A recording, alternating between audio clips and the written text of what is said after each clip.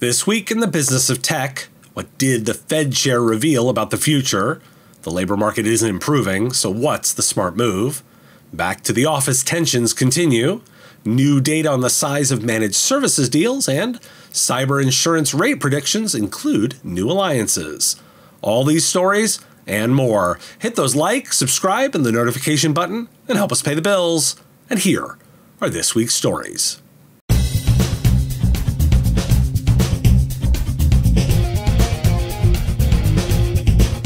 We're coming off both the US Labor Day weekend and my own time off, so I'm catching up on a few threads this week. Let's start at a macro level. The Fed Chair, Jerome Powell, weighed in with the central bank's intention to bring inflation down, and their commitment to doing so. At the meetings where Powell spoke, a message also emerged. Expect the volatility of the past few years to continue, including changing growth rates, supply disruptions, and inflation, which are likely to continue for years. Supply is expected to be the theme of the 2020s. And while we're looking at a larger data point set, jobs data came out too, showing it's pretty similar to the previous months. High job vacancies, layoffs being low, and quitting still elevated.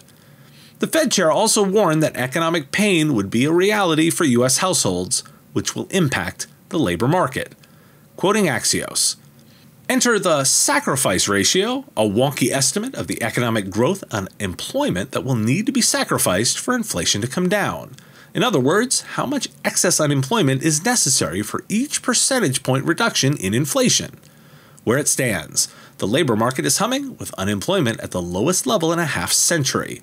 But the Fed's efforts to squash inflation, which officials suggest is far from over, will eventually come at the expense of the solid labor market. And experts disagree on how much unemployment will help.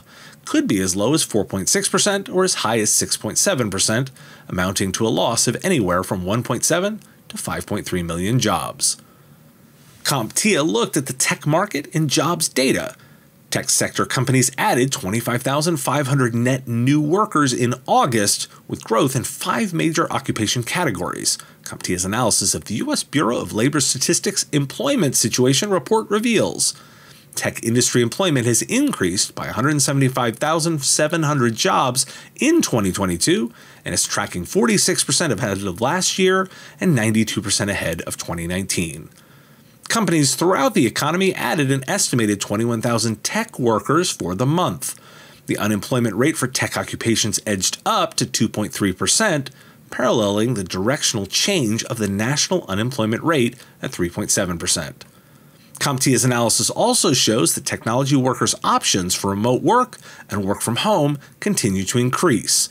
From January through August 2022, tech job postings where employers specify remote work is up 56% over last year and 281% from the pre-pandemic year of 2019. Why do we care? So the state of play will be extended for a longer period.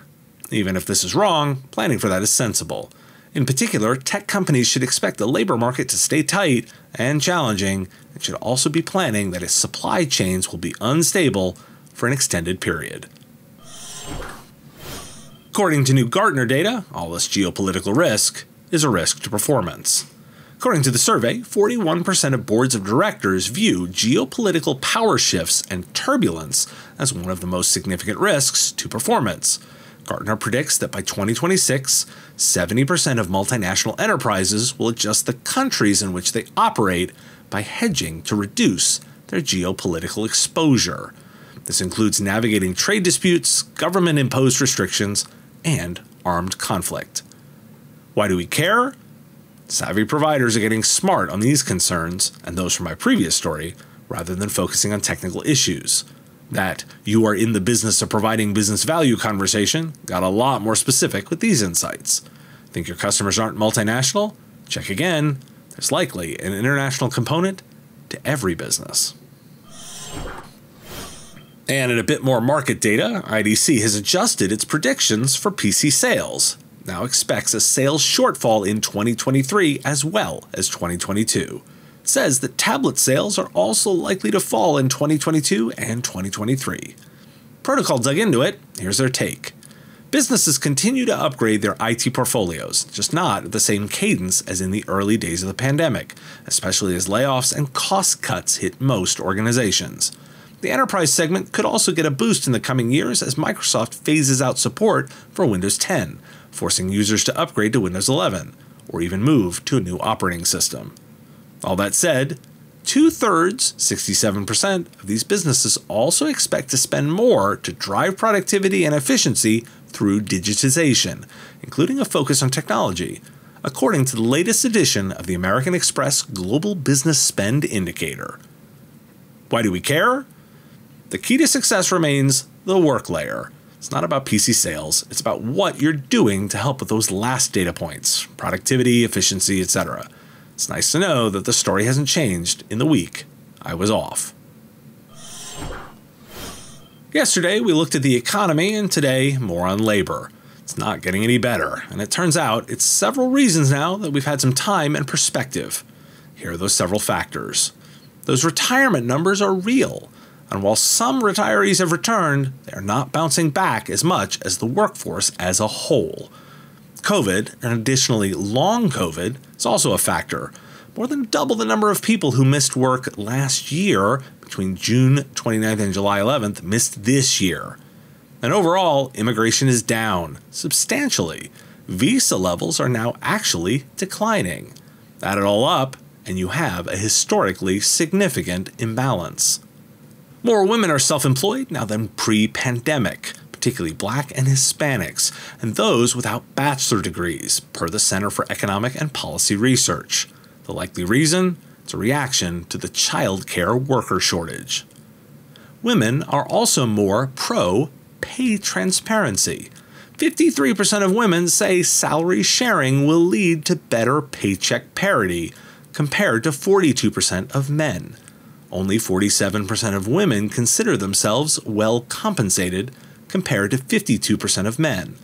That's all from new LinkedIn data. Cybersecurity pros in the private industry make 14% more than those in the public sphere, per data from Lightcast.io.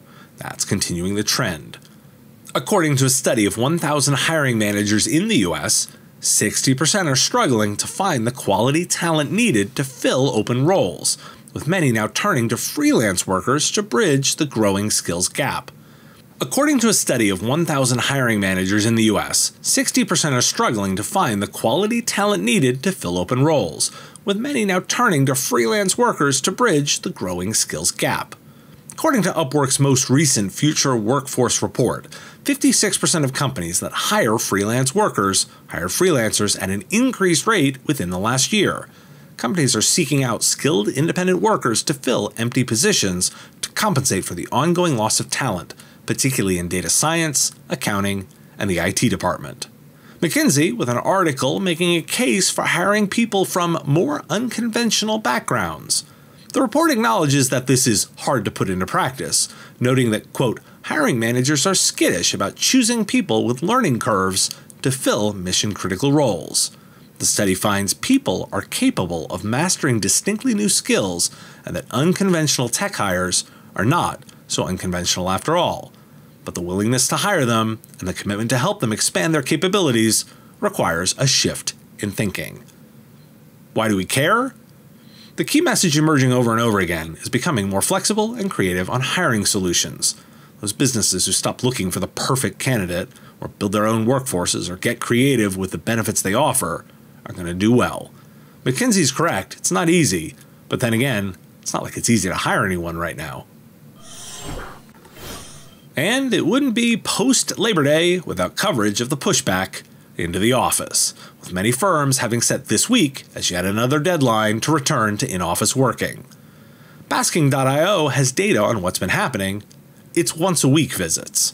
Workers showing up in person for just one day a week accounted for half of the office visitors globally in the second quarter of 2022, up from 44% the previous quarter. 2- and 3-day visits accounted for about 35% of the total share, while 4- and 5-day visits made up about 15%, down from 21.5% in Q1. The Washington Post with two parallel stories. The first about those companies trying to force people back into the office, with occupancy levels hovering around 44% of pre-pandemic levels. The second article is on companies that intentionally build culture while remote, and many have done so long before the pandemic. The article's a good read and focuses on the intentional choices made by leaders to create culture. And with all of this, almost 9 in 10 technologists in a recent survey agree that the very essence of their roles has changed over the past few years. But the journey has been exhausting, they admit. That from Cisco AppDynamics, which also found that at least 87% believe that, as technologists, they now need to constantly reinvent themselves to stay relevant. More than half, at 56%, admit they feel disillusioned and burnt out, and more than 3/4 say they still feel under pressure to deliver innovation more quickly.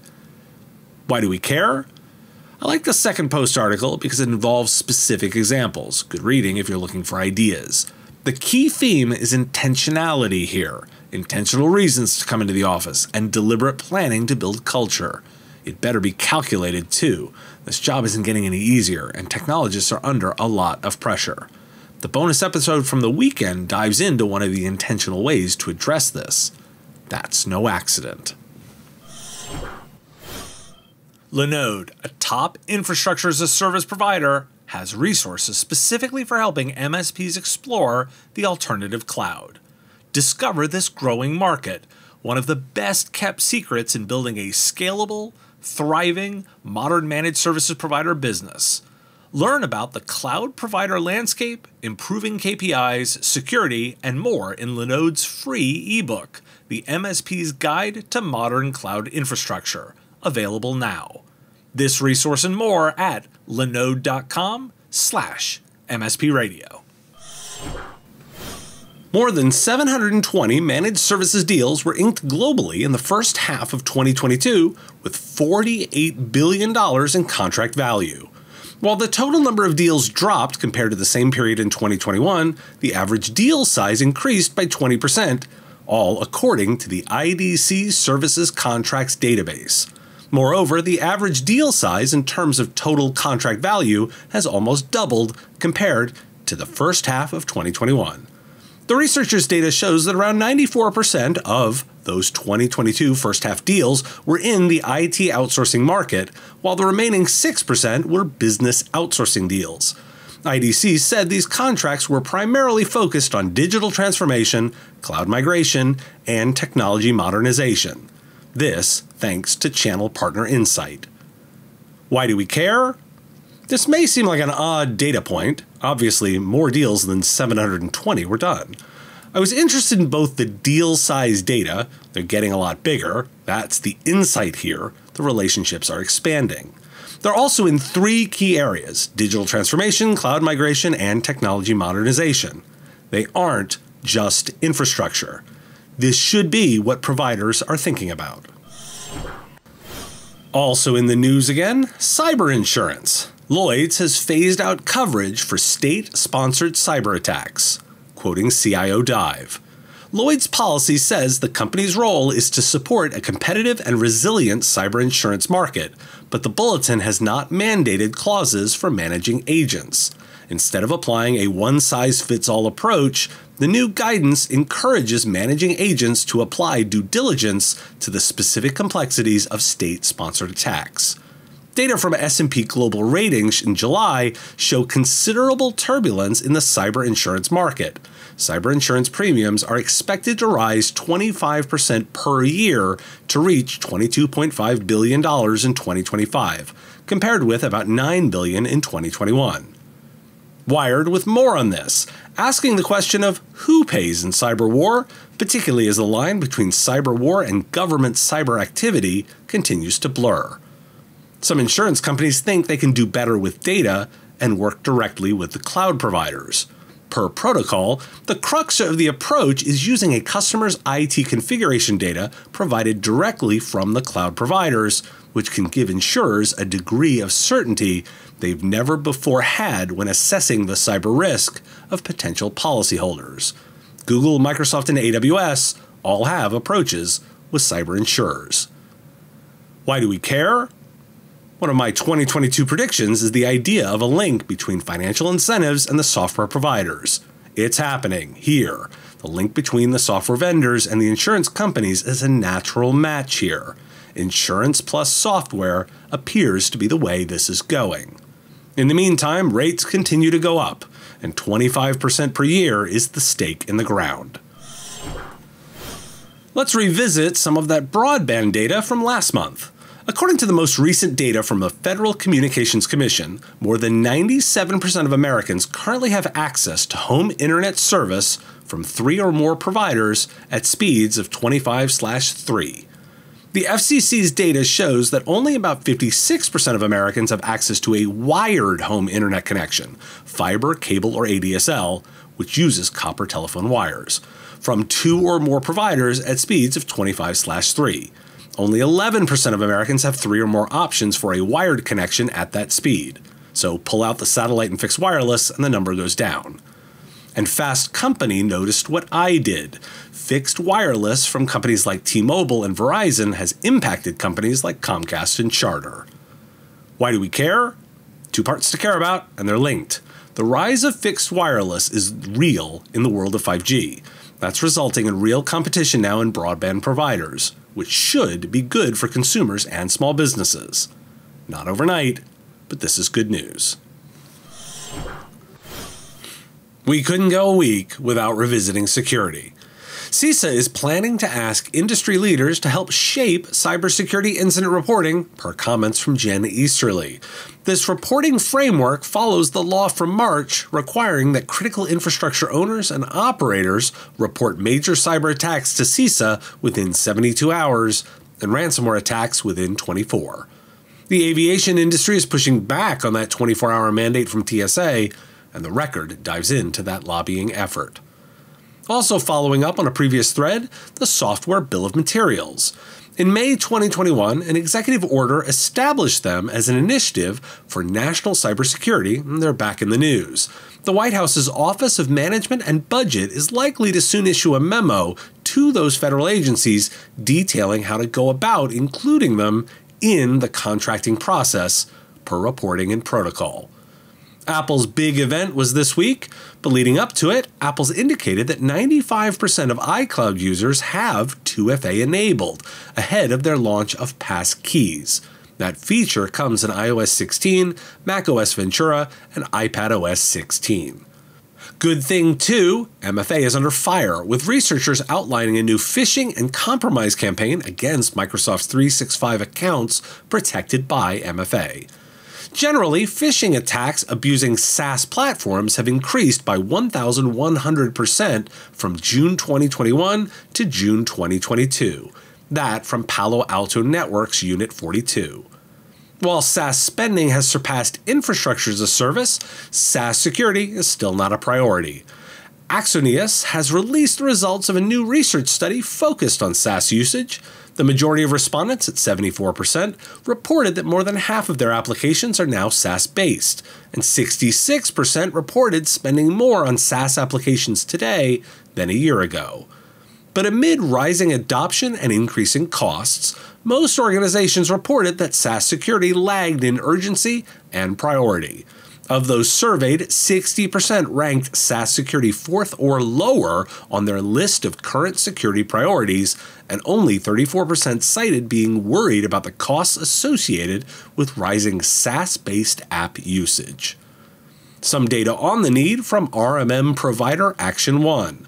The 2022 SMB IT Security Needs Report finds that more than half of SMB respondents, at 52%, acknowledge they probably or definitely lack the technology and skills required to defend against modern cyber threats, and 60% admit that their IT security is either very limited or needs improvement. Nearly 6 in 10 organizations plan to increase their budget for IT security in 2022 by a moderate amount. Almost 1/4, at 23%, plan a significant increase. That courtesy of Channel Pro Network. Why do we care? I included the data on SMB IT security to acknowledge the current state of play. This isn't anything new. What's more interesting to me is the call for comment from the industry on incident reporting. Literally a call for help from the industry, asking for expertise from those with IT and experience understanding its impacts. It's easy to criticize government without analysis, and I will hold this up as another reason to be open-minded and engaged in the process. So get out there and comment. And this one, I wanted to break out on its own, quoting the AP. Albania cut diplomatic ties with Iran and expelled the country's embassy staff over a major cyber attack nearly 2 months ago that was allegedly carried out by Tehran on Albanian government websites, the Prime Minister said Wednesday.